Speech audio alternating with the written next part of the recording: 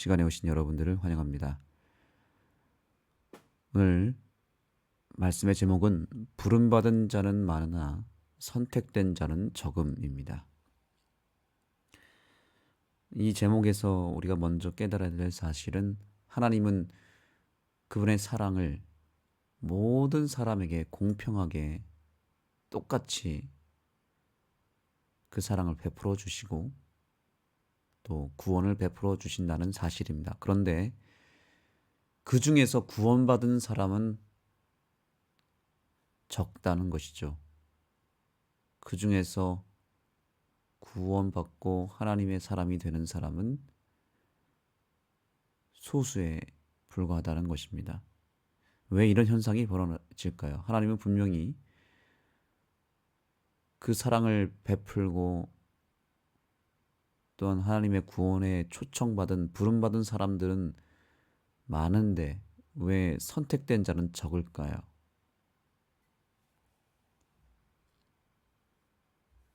교훈의 말씀에서 그 답을 찾을 수 있습니다. 하나님은 모든 사람을 혼인잔치에 초대하지만 택함을 입은 자는 초대를 받아들이는 사람이다. 하나님의 사랑은 놀라우며 그것을 사람에게 강요하지 않으신다. 여기에 그 비밀이 숨겨져 있었네요. 하나님은 모든 사람에게 은혜를 베풀어 주셨습니다. 구원을 이미 선물로 주셨습니다. 그런데 거기서 선택받은 사람이란 과연 누구일까요? 하나님이 특별하게 누군가를 선택하고 누군가를 분별한 것이 아닙니다. 하나님이 그것을 구분한 것이 아니라 그 하나님의 값없이 주시는 사랑을 받은 사람들이 그 하나님의 사랑을 선택했느냐 거절했느냐에 따라서 그것은 천지 차이로 나눠지게 된 것입니다. 하나님의 사람으로 택함을 입었느냐 혹은 거절했느냐의 차이인 것입니다. 즉 하나님은 어떤 특별한 사람들을 특정한 사람들을 정해놓은 그런 예정해 놓은 것이 아니라 철저하게 우리의 자유의지에 따라서 선택한 것을 그대로 선택한 대로 실현시켜 주신 것 뿐입니다. 그래서 장로교회에서 말하는 예정설은 우리 교회가 받아들이지 않습니다. 예정설은 무엇입니까? 구원받은 사람이 정해져 있다. 하나님은 이미 다 정해놓았다. 그런 것이고요. 우리 재림교회는 그것이 아니라 우리가 선택한 대로 하나님이 취급해 주신다라고 보는 것입니다. 그래서 한 사람도 빠짐없이 모든 사람에게 똑같이 구원을 베풀어 주셨습니다.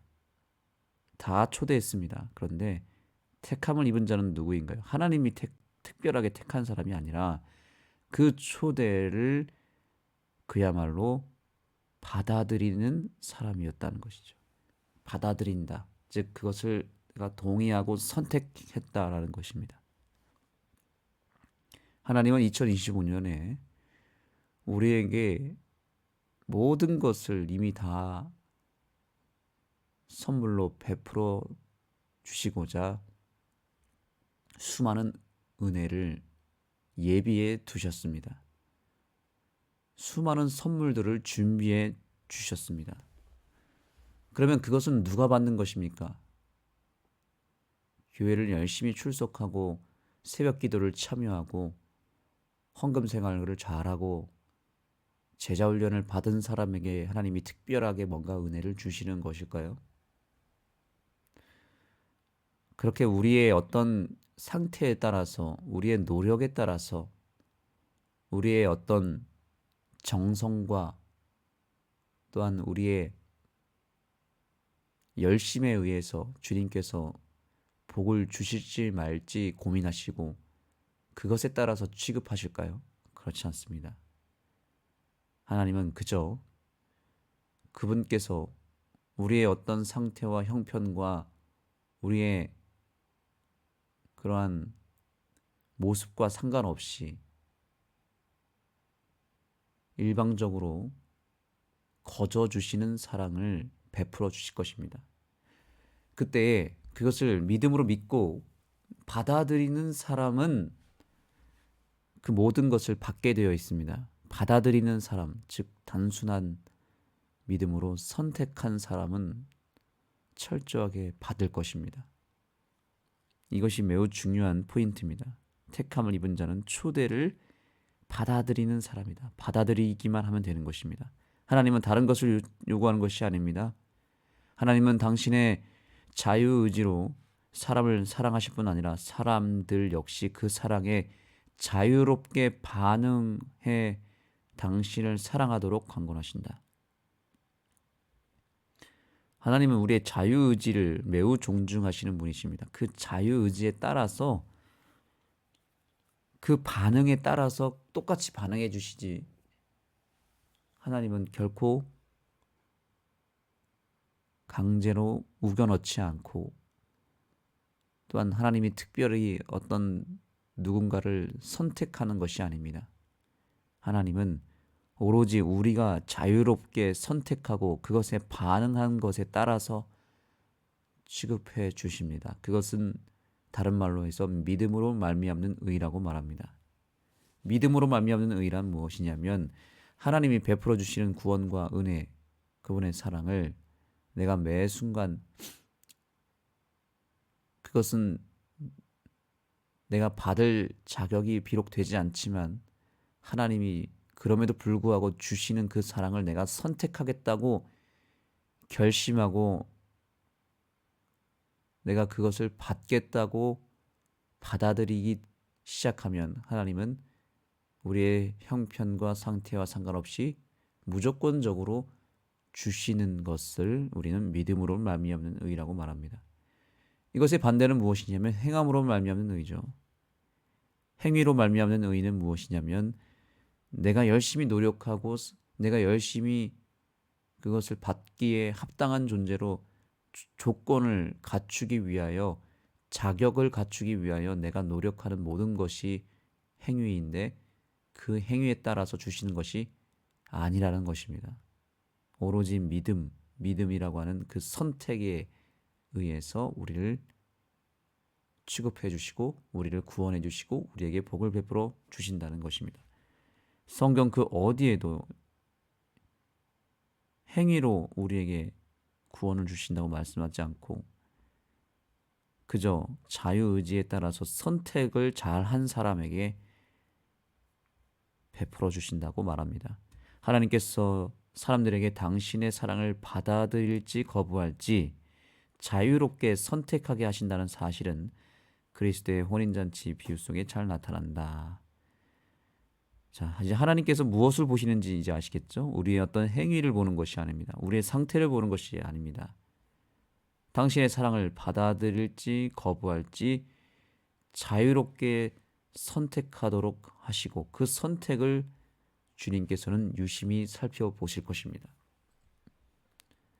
그러므로 우리가 2025년에 해야 될 일은 한 가지입니다. 매일매일의 삶 속에서 선택을 잘하는 것입니다. 선택이라고 하는 것을 우리는 어떤 특별한 결심 혹은 고백으로 또한 이것을 표현할 수 있겠습니다. 순간마다 결심하는 것입니다. 내가 하나님의 사랑을 받고자 합니다.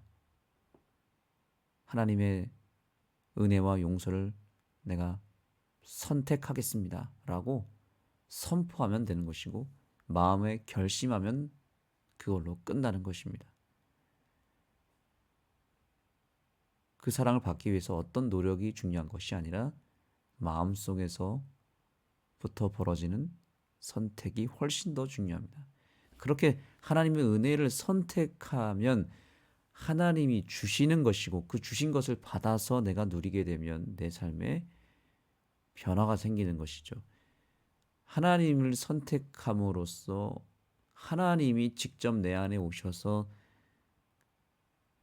내 삶에 필요한 것들을 공급해 주시고 내가 내 스스로의 힘으로 변화되는 것이 아니라 하나님의 능력으로 내가 조금씩 조금씩 변화되는 성화의 단계를 이루게 되는 것입니다. 그래서 믿음으로 말미암는 의는 선택인 것이고 그 선택이 반복되고 반복되면 그것이 성화, 즉 변화를 이루고 그것이 내 선한 행위로 이어지는 것인데 그 선한 행위마저도 내 힘으로 하는 것이 아니라 내 선택에 의해서 베풀어 주시는 은혜를 통해서 하게 되는 것입니다. 그렇기 때문에 행위가 먼저냐 선택이 먼저냐라고 하는 것을 생각할 때 선택이 먼저라는 사실을 기억하시기 바랍니다. 그래서 안식일을 지키는 것이 구원받기 위해서 지키는 것이냐 아니면 구원받았기 때문에 하는 것이냐 이것은 천지차이입니다. 우리는 안식일을 구원받기 위해서 지키나요? 아니면 구원을 받았기 때문에 지키는 것인가요? 받았기 때문에 지키는 것입니다. 구원을 먼저 받은 것입니다. 받은 것을 선택하는 날이 안식일인 것이고 선택한 내가 하나님의 은혜와 능력에 의해서 안식일을 지켜지게 되는 것입니다. 내가 지키는 것이 아니라 하나님을 선택한 내가 하나님의 능력을 통해서 지켜지게 되는 것입니다. 그래서 하나님의 은혜를 먼저 선택하고 그것에 따라서 내가 하나님의 율법을 지켜지게 되는 그런 자동적인 은혜, 자동적으로 내가 변화되고 자동적으로 율법을 준수해 가는 그 자동적 은혜를 우리 모두가 경험하게 되기를 소망합니다. 내 행위에 따라서 지켜지는 것이 아니라 하나님의 은혜를 통해서 하나님의 말씀을 지켜나가는 저와 여러분이 되기를 간절히 소망합니다. 비유의 말씀을 보겠습니다. 오늘 본문의 말씀에서 이런 비유를 합니다. 천국은 마치 자기 아들을 위하여 혼인잔치를 베푼 어떤 임금과 같으니. 자, 이 말씀을 우리는 오늘 마음에 새길 필요가 있습니다. 구원이라고 하는 것은, 천국이라고 하는 것은 무엇입니까? 은혜를 베풀어 주시는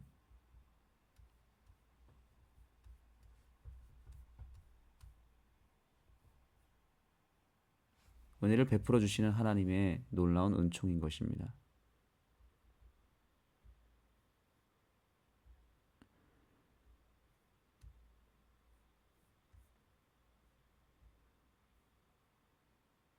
잔치를 값없이 베푼 것을 선택하고 그것을 받아들인 사람은 구원을 받는 것입니다. 그런데 누가 멸망을 받는가? 이것이 중요합니다. 멸망받은 사람들의 특징이 있습니다. 하나님은 어떤 조건을 걸지 않았습니다. 분명히 그냥 초청했습니다. 모두를 초청했습니다. 그런데 오기를 싫어하는 사람도 있다는 것이죠. 오기를 싫어하는 사람들, 그것을 거절한 사람들이 결국에는 멸망을 받는 것입니다. 하나님은 지금도 똑같습니다. 모든 이 인류에 있는 사람들을 다 사랑하시고 인류를 다 구원하고자 하십니다. 그런데 문제는 그것을 거절하는 사람은 하나님이 어찌할 수가 없는 것입니다. 그 안에 있는 자존심 때문에 혹은 스스로 나는 구원받을 수 없어. 나는 하나님을 잘 몰라. 싫어. 이러면서 그냥 끝까지 거절하는 사람들이 있습니다. 그냥 주는 거를 받기만 해도 되는데 그 받는 것을 굉장히 자존심 상하게 느끼고 그 받는 것을 너무 어렵게 여겨서 부담을 갖는 사람들도 있다는 것이죠. 여러분, 우리가 평소에 이렇게 보면 그냥 뭔가를 갖다 줘도 내가 그냥 주는 선물을 굉장히 부담스러워해서 안 받는 사람도 있지 않습니까? 끝까지 안 받는 사람이 있습니다. 그것은 정말 자존심이 강한 사람, 그리고 고집이 센 사람들의 특징이죠. 근데 하나님이 베풀어 주신 은혜와 구원도 그렇게 취급하는 사람들이 굉장히 많습니다. 괜한 자존심에 의해서 안 받는 것입니다.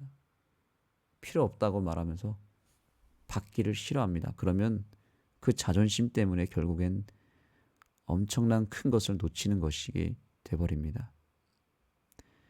혼인잔치에 오소서 하라 하였더니 그들이 돌아보지 않고 한 사람은 자기 밭으로 한 사람은 자기 사업으로 가고.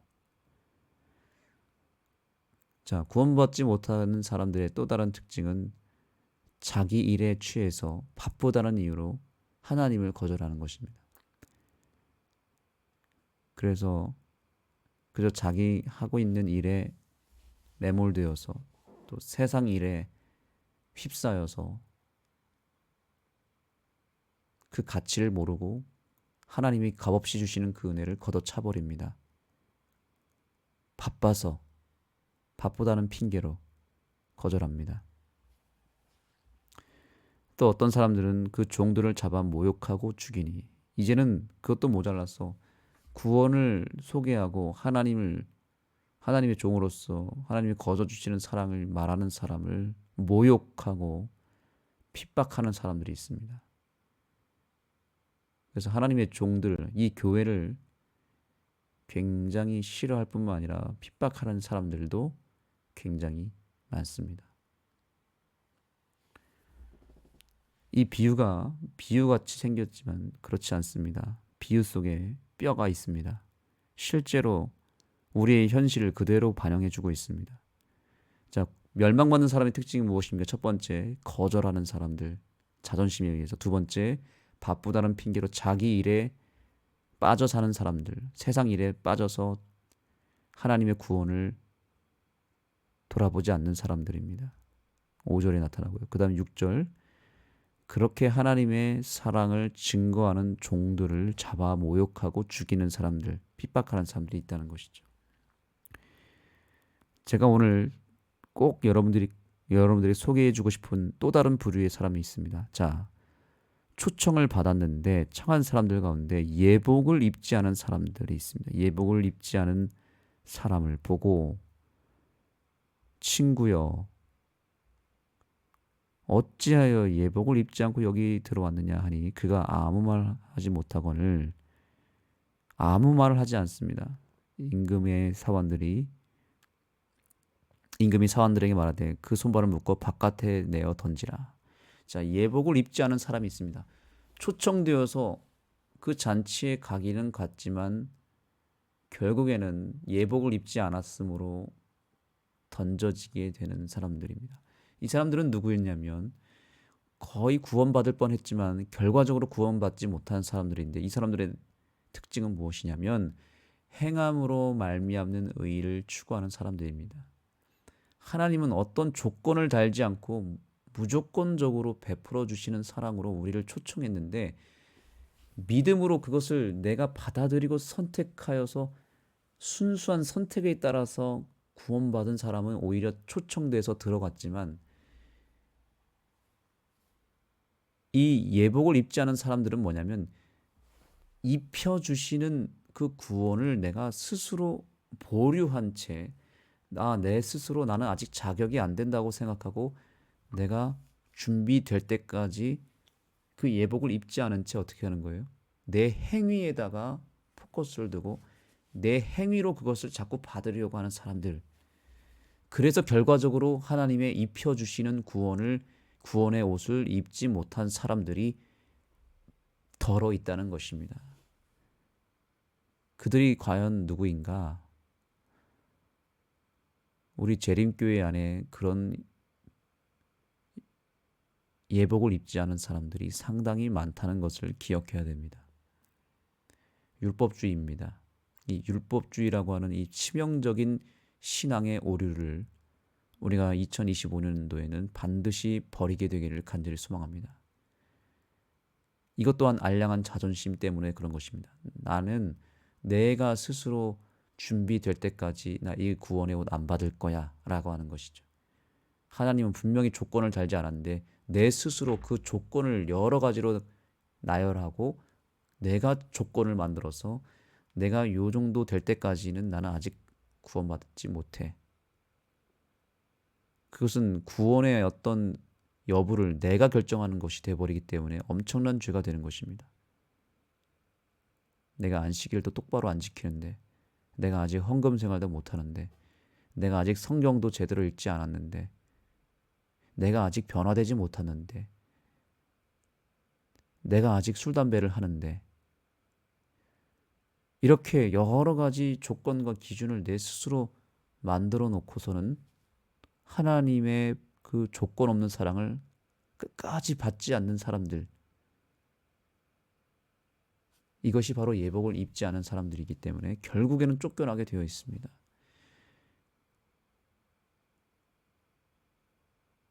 자, 오늘 이 시간 여러분에게 마지막 질문을 드리겠습니다. 여러분 구원 받았습니까? 자, 구원 받았습니까? 라고 말했을 때 구원 받은 사람은 여기서 뭐라고 대답해야 될까요? 예, 내가 하나님의 은혜로 구원을 받았고 내 행위와 선택, 내 행위와 상태와 상관없이 저는 구원을 받았고 받기로 선택했습니다. 라고 말하는 사람은 구원받을 수 있는 사람입니다. 그런데 아직 구원받지 못한 것 같습니다. 라고 스스로를 그렇게 판단하고 왜 구원받지 못했습니까? 이유는 이러이러이러합니다. 라고 내가 여러 가지 자격을 갖추지 못한 이유를 들어가면서 내 삶의 상태를 말하는 순간 그 사람은 예복을 구원의 옷을 입지 않은 사람이고 당장 오늘 예수님이 재림하시면 하늘에서 쫓겨날 사람들입니다. 제가 무엇을 얘기하고 있는지 이제 느낌을 받으셨습니까? 결국 구원이라고 하는 것은 내 행위에 따라서 되는 것이 결코 아니라는 것입니다. 뭘 지키고 안 지키고에 따라서 구원이 왔다 갔다 하지 않는 것입니다. 나는 이미 구원을 받았고 선택했고 그러므로 나는 이미 하늘 백성이 되었다라고 믿고 그렇게 살아가는 사람들, 그러한 믿음이 우리에게 필요한 것입니다. 내 삶의 변화와 행위는 그 다음 문제입니다. 예복을 오늘 입으시기 바랍니다. 아직도 율법주의에 쩔어서 끝까지 그 예복을 입지 않고 보류한 채 내 행위를 갈고 닦은 그런 신앙을 하고 있다면 오늘 그 신앙을 벗어 던지고 먼저 구원의 옷을 입고 주님 앞에 초청받은 사람으로서의 진정한 이해를 갖추시기 바랍니다. 하나님은 우리가 행위로서 뭔가를 이루는 것을 원하지 않습니다. 먼저 믿음으로 하나님의 초청에 응하고 선택하고 받아들이는 사람을 찾고 계십니다. 저와 여러분들이 그러한 백성들이 되기를 소망하며 말씀을 마치겠습니다. 하나님 감사합니다. 우리에게 예복을 입혀주시고자 오늘도 우리를 하늘 잔치에 초청해 주셔서 감사합니다. 여러 가지 이유로 이것을 거절하는 사람들, 바쁘다는 핑계로 입지 않는 사람들, 그리고 무엇보다 내 스스로 입을 자격이 입을 조건이 되는지를 살피면서 그 조건을 충족하기 위해서 예복 입는 것을 잠깐 보류한 율법주의의 신앙을 우리가 결코 따라가지 않게 해주시고 오로지 있는 그대로 이 모습 이대로 주님 앞에 나아가며 내 상태와 형편에 굴하지 아니하고 그저 믿음으로 주님을 선택하는 단순한 믿음의 소유자들이 되게 하여 주시옵소서. 주님께서 베풀어 주시는 그 구원의 옷을 그저 있는 그대로 선택하고 받아들여서 주님의 마음을 흡족해 하는 우리 모두가 되게 하여 주옵소서. 예수님의 이름으로 간절히 기도드립니다. 개인적으로 기도하는 시간을 갖겠습니다. 우리에게 베풀어 주시는 이 구원을 믿음으로 받아들이기에 순수한 믿음, 단순한 선택의 믿음을 달라고 간구하시고 율법주의적 행위를 의지하는 신앙을 벗어던지도록 간구하시기 바랍니다.